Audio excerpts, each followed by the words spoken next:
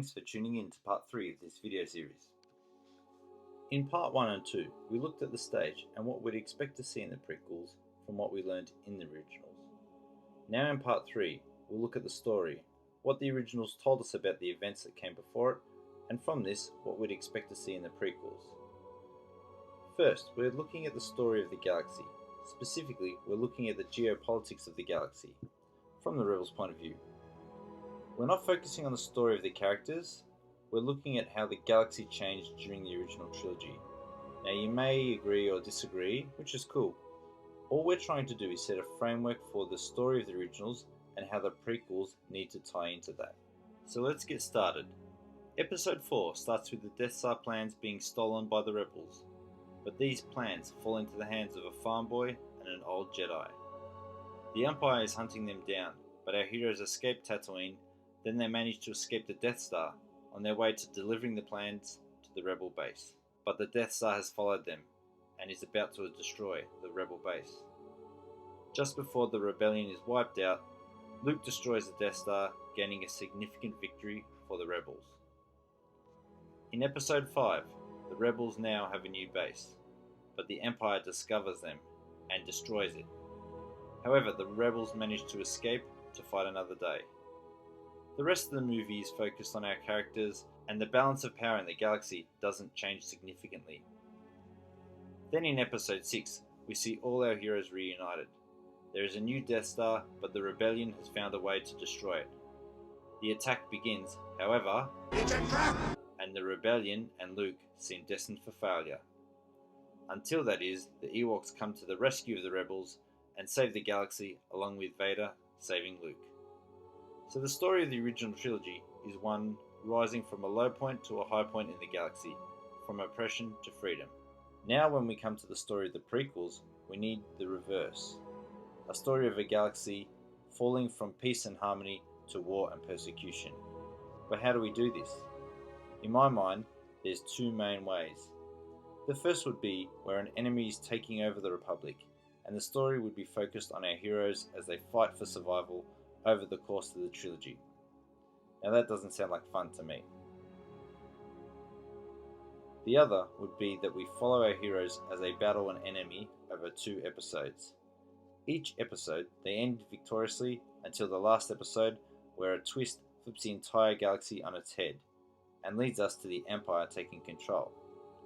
This is basically what happened in the prequels, and a good general guide for making the fall of the Republic interesting and fun. From my point of view, the ideal path to follow in the prequels, leading to Episode 4, would be having a strong inciting event in Episode 1, which our heroes overcome and achieve victory. From this victory, however, the Republic falls further into chaos. The second movie will show our heroes overcoming great adversity to bring an end to the chaos, only to find in Episode 3 that their victory has led to a greater evil, the Empire, and now they're battling to survive. Everything is lost until the last act of the last episode, where hope is kept alive. Now the only question is, with 6 episodes charting the fall of the Republic, the rise of the Empire, and the destruction of the Emperor, what is next? Well, that is for another video series. Now we're going to look into the specifics of what we know about the past, starting with the Clone Wars. Our only knowledge about this conflict comes from Obi-Wan Kenobi as he speaks with Luke. No, my father didn't fight in the wars. He was a navigator on a spice freighter. That's what your uncle told you.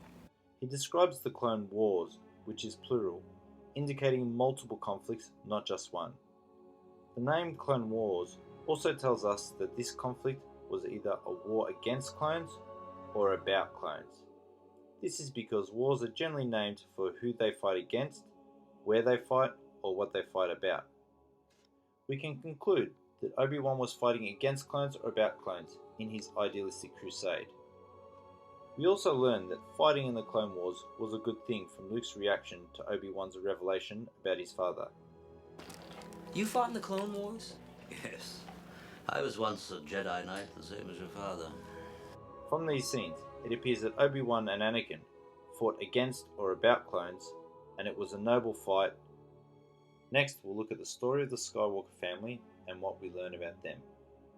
Firstly, we see that Uncle Owen disagrees with Anakin's ideals and him leaving Tatooine, believing he shouldn't have got involved. That's what your uncle told you.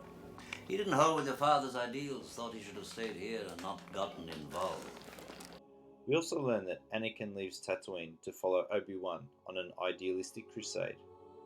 He feared you might follow old Obi-Wan on some damn fool idealistic crusade like your father did. There is a strong indication that this conflict is the Clone Wars, and that it is Obi-Wan's idea to get involved. Next, we look at what we learn about Vader. He was an apprentice to Obi-Wan before he turned to evil.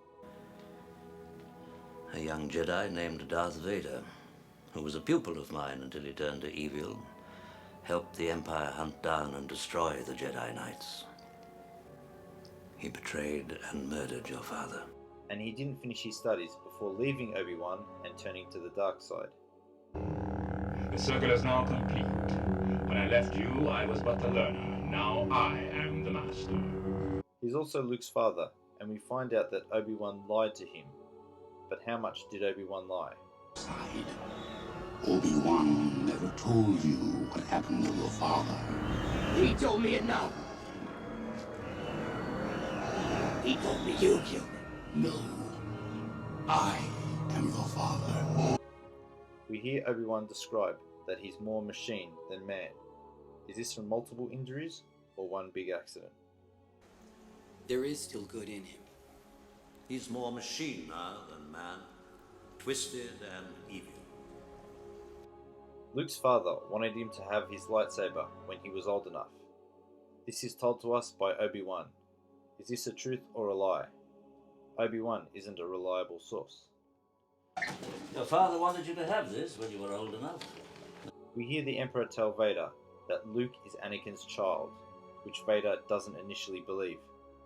How is that possible, he asks. I have no doubt this boy is the offspring of Anakin Skywalker. How is that possible? Search your feelings, Lord Vader. This is a strong statement and indicates that he was totally unaware of any children. Also, the Emperor calls Luke offspring, not son or the son, which again tells us that this is new information potentially to both of them. Sister. So, you have a twin sister. Your feelings have now betrayed her too. Obi-Wan was wise to hide her from me. Vader also wasn't aware of Luke's sister, and specifically mentions Obi-Wan hid her from him. Obi-Wan tells Luke as much, but mentions that he was hiding them from the Emperor, who knew if Anakin had any offspring. The other he spoke of is your twin sister. But I have no sister. To protect you both from the Emperor, you were hidden from your father when you were born. The Emperor knew, as I did, if Anakin were to have any offspring, they would be a threat to him. That is the reason why your sister remains safely anonymous. Leia. Leia is my sister. This confirms that neither the Emperor nor Vader knew of the twins. Lastly, we're going to look at what we know about the Republic that preceded the Empire. When we watch the original trilogy, we get a good feeling for how the Empire controls all aspects of the galaxy, from stormtroopers patrolling desert planets to star destroyers patrolling space. I've outrun Imperial starships. Not the local bulk cruisers, mind you. I'm talking about the big Corellian ships now. The power of the Empire, however, wasn't always absolute. The Death Star was the trigger for the Empire to dissolve the Senate, but up until this time, the Senate still had power over the Empire. The Imperial Senate will no longer be of any concern to us. I have just received word that the Emperor has dissolved the Council permanently. The last remnants of the old Republic have been swept away. That's impossible. How will the Emperor maintain control without the bureaucracy? The regional governors now have direct control over their territories. Fear will keep the local systems in line. Fear of this battle station. The Empire is also seen as separate to the Republic. Tarkin mentions that the Senate is the last remnants of the old Republic. This tells us that politics and the Senate was important in the prequels, and that the Empire took control from within. This is also confirmed by Leia and her belief that her role as a senator will protect her from Vader. The Imperial Senate will not sit still for this. When they hear you've attacked a diplomatic... Don't act so surprised, Your Highness. You weren't on any mercy mission this time. We also learn that the Empire is hated. Is this just because they're a government, or are they really evil? It's not that I like the Empire, I hate it, but there's nothing I can do about it right now. We also see that the Dark Times are connected with the Empire. Before the Dark Times. Before the Empire. These scenes tell us that the Empire took control of the Senate, yet don't have total control of it until the Death Star was built, and that the Empire is hated. So that's it for part 3. In part 4, we'll be looking at the characters of the prequels and what we know or can assume about them.